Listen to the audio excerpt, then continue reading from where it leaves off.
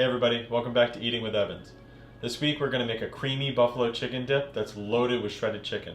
This appetizer goes great while you're watching your favorite team and drinking a cold beer. To start this recipe off, we're going to need 1 pound of shredded chicken.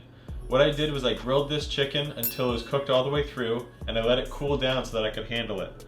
After that, I pulled the chicken apart one piece at a time until it was in bite-sized pieces that could easily be scooped up on chips or celery. We're going to need 1 cup of cayenne pepper sauce. I like Frank's Red Hot to give you that classic buffalo wing flavor. A half a cup of chunky blue cheese dressing, a half a cup of ranch dressing, 5 ounces of blue cheese crumbles, 8 ounces of full-fat cream cheese that's been softened so it'll easily mix in with our mixture, 8 ounces of cheddar cheese that we're going to shred up, and of course we're going to need something to dip in this. I love nice celery stalks. I like to get the scoop tortilla chips to make sure that I get nice pieces of chicken in every bite. First thing that I want to do is get my cheese grater and start to shred up this sharp cheddar cheese. I like to cut my block of cheese in half to make sure that it doesn't break while I'm actually grating it.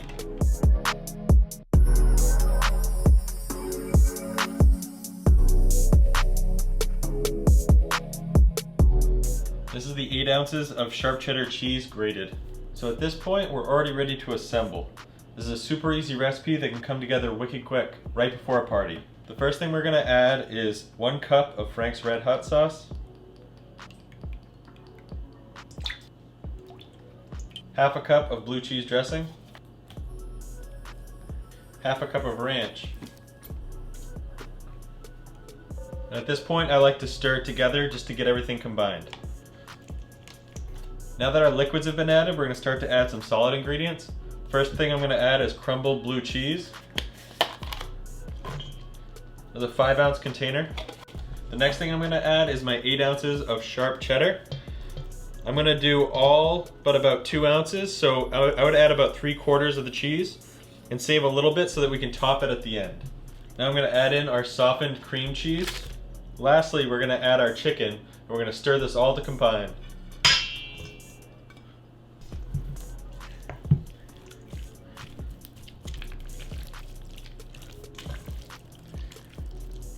It doesn't have to be perfect. If there are chunks of cream cheese kind of floating around, it's not a huge deal because it's all going to get melted when we put it into a 350-degree oven. So at this point, I'm going to transfer this to a pie dish. Now this is going to go into a 350-degree oven for about 20 minutes until you start to see it bubbling throughout. Once this starts to bubble in the oven, we're going to take it out, give it a good stir to mix everything to combine after it's all melted, and then we're going to top it with the cheddar cheese and throw it back in the oven for about 5 minutes until the cheese melts. While the buffalo chicken dip is heating up in the oven, we're going to prepare some of the celery so that we can dip it in our buffalo chicken dip later. First thing that we want to do is cut off the celery root. Next, I'm going to separate the big pieces from the small. And now I'm going to cut the top off so that I don't have this little ribbed section where the leaves would normally grow. And now that the celery is in more manageable pieces, I'm going to cut it into little celery sticks so that we can dip the celery in the buffalo chicken dip.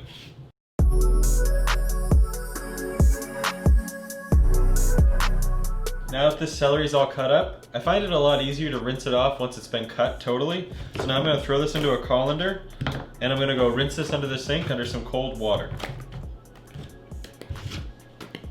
And here's our washed celery that we've plated that's ready for our buffalo chicken dip. I've also got a little curly parsley here that I'm going to use as a garnish for once the buffalo chicken dip comes out of the oven. So all I'm going to do is cut a little bit off the top here, I'd say about a 1/4 cup. And now I'm just going to run my knife through this to mince it fine.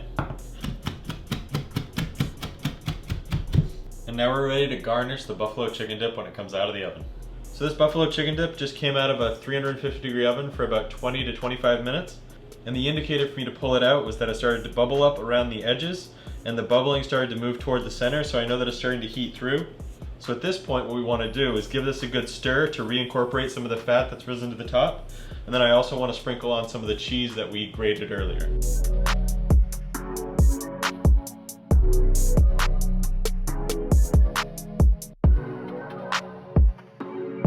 Now that we've mixed this all together, the heat's been distributed and the oil's been reincorporated, we're going to sprinkle on the cheese that we reserved. Should be about 2 ounces of shredded cheddar cheese. I'm just going to sprinkle that all over the top.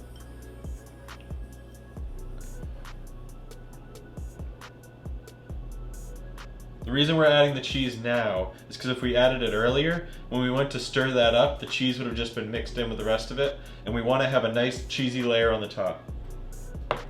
Now this is going back into a 350-degree oven for about 5 or 10 minutes until the cheese has completely melted. As you can see, the buffalo chicken dip is out of the oven. Now we're going to top it with a little parsley that we chopped as a garnish. And this is ready to serve. And this is the final dish. This is a buffalo chicken dip where we shredded the chicken, mixed all the ingredients together, and threw it in the oven for a pre-game day snack. We've got scooped tortilla chips here and some celery to dip in this, and I can't think of anything that would go better with a cold beer for the game day. Hey everybody, I hope you enjoyed that delicious buffalo chicken dip as much as I do. It's the perfect thing to make while you're cheering on your favorite team during game day. If you loved it as much as I do, be sure to hit the like button down below. While you're down there, subscribe to the channel and click the bell icon to turn on all notifications. This way you get a push notification to your phone every single time I put out a new video and they go live. If you haven't already, check out my Instagram page here at Eating with Evans. This is where I post all the meals throughout the week that you wouldn't necessarily see here on YouTube. Until next time.